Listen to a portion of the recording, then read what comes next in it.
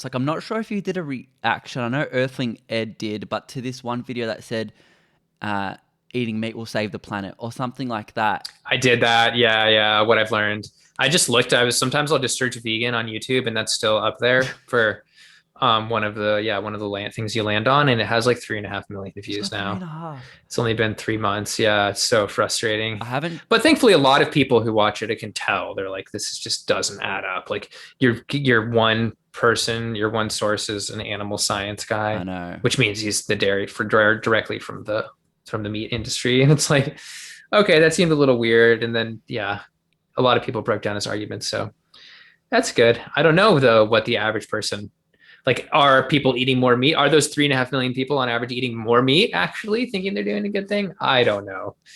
We don't know. We don't have numbers on things like that. I have roasted the guy. I've actually watched some What I've Learned videos. I think he does some okay stuff. Actually, his other stuff is okay. But I've roasted him on the show a few times on that one video because he compared beef to almonds, which is why I Oh thought yeah, of it. And yeah, I'm yeah, like, yep. It's I always exactly. say, who Yeah. doesn't eat a freaking Big Mac? And he's like, nah, I'm going to get an almond latte instead. Like, who? Hmm.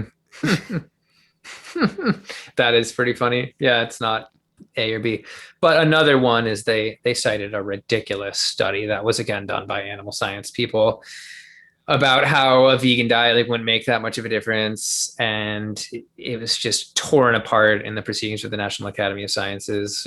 Several official published responses being like, this is ridiculous, going through all the points of like, they basically, I believe they had everybody eating like a 4 or 5,000 calorie a day grain diet where they burn all of the extra biomass on farms, and like they just did everything they possibly could to crank up the amount of carbon emissions for the vegan scenario. It's like completely insane. And so people have destroyed it.